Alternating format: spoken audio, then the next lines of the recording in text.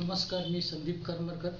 आज मी जो व्हिडिओ बनवणार आहे जे नवशिके ज्योतिषाचे त्यांच्यासाठी मी व्हिडिओ बनवणार आहे आणि त्याच्यामधला जो भाग आहे तो करिअर काउन्सिलिंग संबंधात आहे।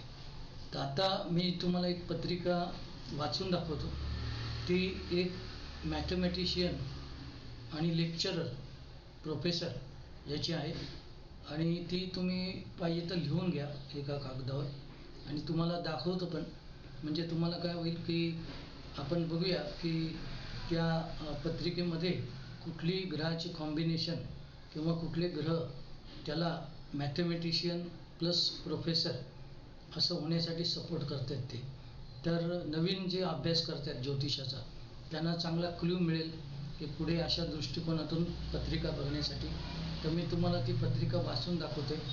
मिथुन लग्न आहे पत्रिकेनुसार आणि दुसऱ्या स्थानामध्ये 4 आकड्यामध्ये शनी राहू, तिसऱ्या स्थानामध्ये 5 आकडा म्हणजे सिंह रास पण काही नाही त्याच्यात ग्रह, चतुर्थ स्थानात कन्या राशीचा मंगळ, पंचम स्थानात तुळ राशीचा शुक्र, 6व्या स्थानात बुध आणि गुरु 8 आकड्यामध्ये म्हणजे वृश्चिक राशीमध्ये, सप्तम स्थानामध्ये रवी धनु राशीमध्ये, अष्टम स्थानामध्ये मकर रास काही ग्रह नाही, नवम स्थानामध्ये कुंभ रास कुठलाही ग्रह नाही, दशमात मीन रास चंद्र म्हणजे त्या व्यक्तीची रास मीन आहे, नंतर लाभ स्थानात मेष रास आणि व्यय स्थानात वृषभ रास, दोघांमध्ये कुठलेही ग्रह नाही।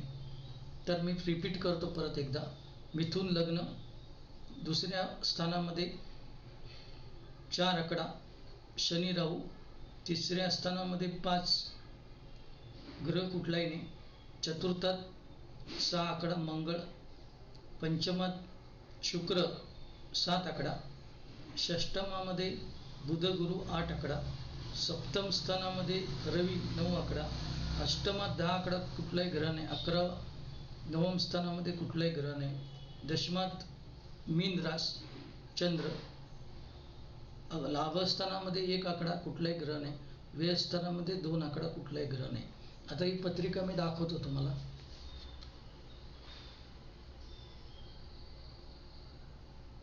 तुम्ही कागदावर लिहून घ्या पाहिजे तर।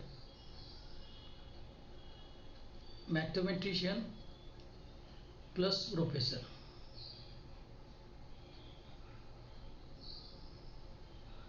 आता ह्याच्यामध्ये तुम्हाला असं दिसेल की त्या पत्रिकेमध्ये तुम्हाला शुक्र जो दिसतोय तुळ राशीचा पंचम स्थानामध्ये, त्याला लॉजिकल रिझनिंग खूप चांगलं राहतं। शुक्र जर पंचम स्थानामध्ये उच्च राशीमध्ये तुळ राशीमध्ये पंचमात आहे, त्यामुळे व्यक्तीला लॉजिकल रिझनिंग खूप चांगलं येतं। आणि मंगळ जो आहे चतुर्थ स्थानात आणि बुध जो षष्टम स्थानात आहे, त्यांची राशी एक्सचेंज झाली आहे, म्हणजे मंगळ बुधाच्या राशीत आणि बुध मंगळाच्या राशीत। आणि या कारणामुळे पत्रिकेनुसार एक्सचेंज ऑफ साईन म्हणतो मंगळ बुधाचे झाले तर त्याला आकडेशास्त्र चांगलं येतं। आणि जो 6व्या स्थानात जो बुध आहे तो लेक्चररशिपला चांगला असतो। मला तर काही अशा पत्रिकांमध्ये पाहण्यात आलं की बुध 6व्या स्थानात आणि शनी अष्टम स्थानात हे बरेचसे परमनंट लेक्चरर झालेले आहेत। त्यामुळे तुम्ही लेक्चररशिपमध्ये बुध 6व्या स्थानात बघा। त्याचबरोबर जर शनी सापडला अष्टम स्थानामध्ये तर त्याची पॉसिबिलिटी वाढते। जर क्वेश्चन त्याच्या रिलेटेड असेल की मी परमनंट होणार का लेक्चररशिपमध्ये किंवा कॉलेजमध्ये किंवा स्कूलमध्ये, तर याला आपण म्हणू शकतो की बुध 6व्या स्थानात असेल तर शक्यता आहे। 8व्या स्थानात शनी पण आहे, 100% शक्यता आहे। तर अशा पद्धतीचं तुम्हाला मी आज जो व्हिडिओ बनवला तो अभ्यास करण्यासाठी बनवला। परत भेटू असा नवीन काहीतरी करिअर काउन्सिलिंग संदर्भात पत्रिका घेऊन। आपण माझा व्हिडिओ बघता याबद्दल धन्यवाद, आभारी आहे।